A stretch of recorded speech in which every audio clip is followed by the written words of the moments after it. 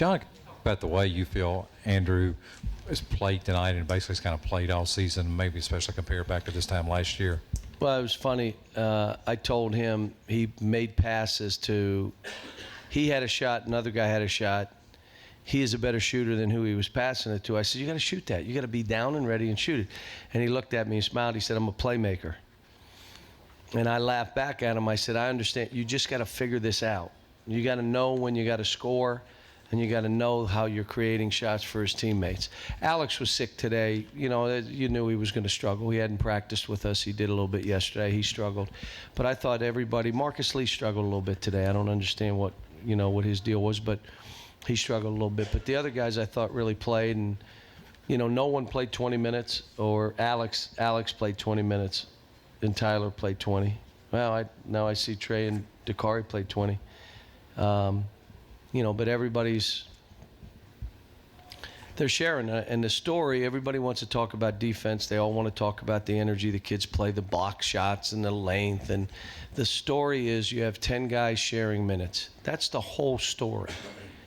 In a nutshell, why is that happening? Because they're allowing it to happen. Is anybody being hurt by this? No. Will their NCAA stats be as much as some other players? No. Their team NCAA stats will be way beyond most. And their efficiency stats, the big data stats, will be some of the best in the country. And that's how they're evaluated more than anything else. Cal, what's the difference in Devin Booker starting the year 1 of 11 from 3, and then what's happening? Because he never defended this way. You have to understand, in high school, he didn't guard. He was like the biggest guy on the team, so he never guarded the little guards. He never had to go play like this.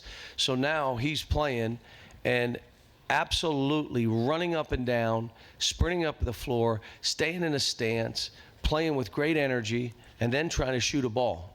And he was stepping in holes. He was bank missing shots. Like, oh my gosh, he bank missed that. Well, that's all. He's getting used to it. Trey's getting used to playing guards out on the floor. Alex and he got to catch up. They got to catch up. I mean, what I did today, I told the guys, if anybody out there was not playing with great energy, you are allowed to sub him if he's at your spot. So if a guy didn't play, sub him. There's nobody giving away their minutes. You must respect that.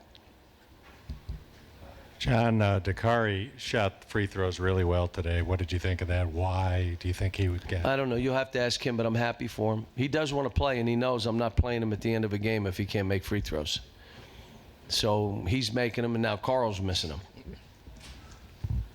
John, in the back here, no player played over 21 minutes. Is that something that somebody on the bench keeps that stat or makes sure no one's getting too many minutes? No. Or is that just... No, I wanted Dom and Derek to get in there and gain some confidence. I left Alex in there because, again, it can't be me. They've got to build their own confidence, and that's through demonstrated performance. They got to be out there doing it. Carl, I thought Carl played better today. Willie played okay. But why not be better? Why not be the best guy on the floor? But it's hard. You get up 40 on a team, it's hard. John, as you're building this team toward March, if push comes to shove, would you rather have your defense ahead of the offense or vice versa? Well, the dribble drive, teaching dribble drive as an offense, even if you're running things into it, it gets them to guard the ball. And I think that gets us usually ahead defensively. But we didn't do any defensive teaching this summer. We didn't do any in the spring when the kids came back. We did it on October 3rd. We started talking defense. This team has a chance of being one of those teams you talk about defensively, like of all time, if they choose to be. But they're going to have to choose to be that. And my job right now, and it's on me, is offensive execution. You could say, well, they're getting a lot in transition. Well, if you guard, you're going to go get it versus anybody. But either way, you got to be able to create a good shot and a good rebound opportunity each time down the court. We are so big, if we take great shots and we have opportunities with 2 and 3 guys around the basket, now with that defense, we become really tough. That's what makes the difference. I mean, when you're offensively really efficient, and we are right now, but we're not executing. We're really not. John, I'm speaking of Carl here. He had a double-double in 17 minutes. One, how significant is that, and how difficult is that to do, get a double-double in just 17 minutes, regardless of And he who you're had playing? 4 assists, no turnovers, and 3 blocks and a steal. Was it the last game he was 1 for 4 from the field? Now, last game, the white unit went nutty. Today, the white unit didn't play as well. That's how these groups are going to feed off each other. If I need to take a guy out and he loses his minutes, you're going to lose him. And it's all based on effort or playing tentative.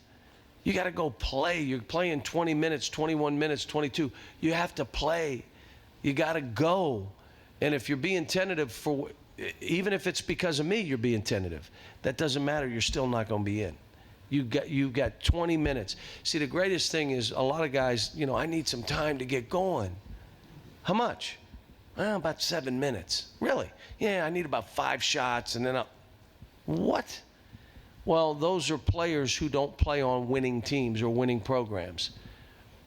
These guys, getting in and being ready, we haven't had great starts right now, but the other teams are pretty hyped up. John, that sharing you're talking about, how much credit do your point guards get for what goes on there? And then also you talk about Andrew's defense a little bit this year. It's amazing, isn't it? I don't know. We got to get Aaron caught up to where Andrew is. The thing I added to Andrew's plate now that he's really pressuring the ball is I want him to be a defensive playmaker. Well, what a defensive playmaker does is either block shots or steals away from his man, not guarding his guy. What he does to the guy he's guarding is deflect balls. But he's never trying to steal from his own man. He's trying to deflect a pass. That's a playmaker. It's when you're off the ball. And now you're seeing him be more alert, being more active because he's trying to come up with, he listens. He's trying to do what we're asking. And when I told him about shooting and he came back at me and laughed and said, I'm a playmaker. He had 11 points in 20 minutes or 18, whatever he had. I mean, basically, these guys are all scoring 18, 19 a game. That's their efficiencies.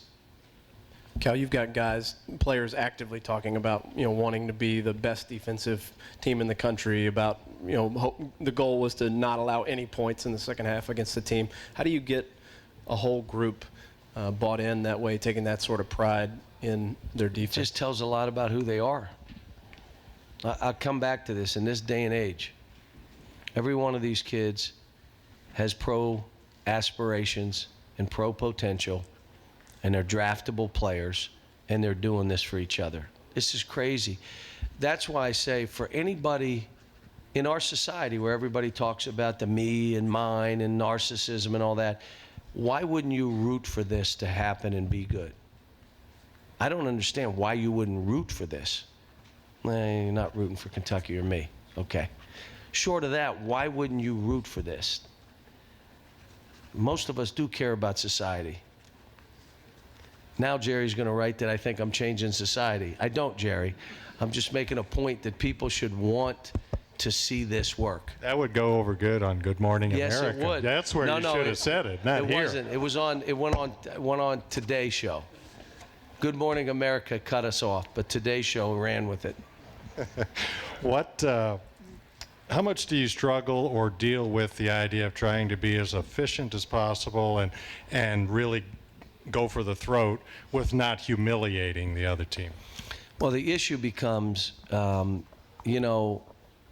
got to worry about my team. And I'm sitting on the bench, and you want to say, okay, let's just don't play. Well, my guys aren't playing enough to do that. I mean, if you're only going to play 19, 20 minutes, do you really want to go in and not play? And then it's not like you're saying, okay, put your last 5 in. Well, those 5 are pretty good too. And you throw Dominic in and Derek in and, a couple of you're still not bad. So I'm not, if you followed my career, I'm not one that tries to run up scores on people. I don't do it.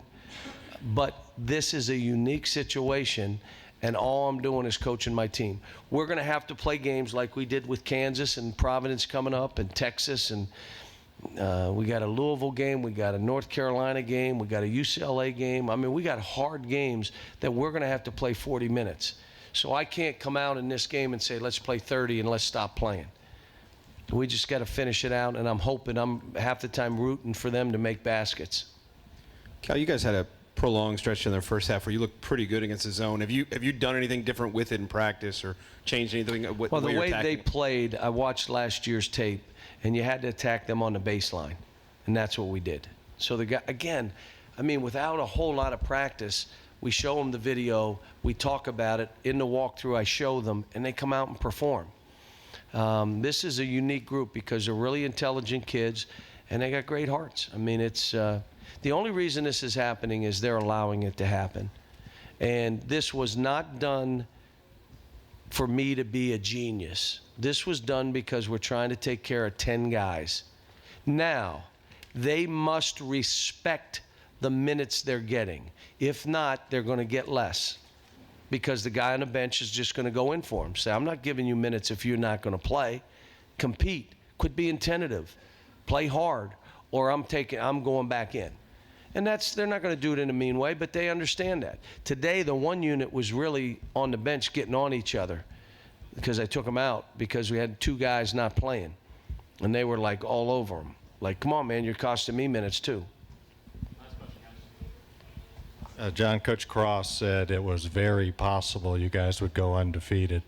How do you put up with the clutter from these opposing coaches? Well, you know, all this stuff, I say it again.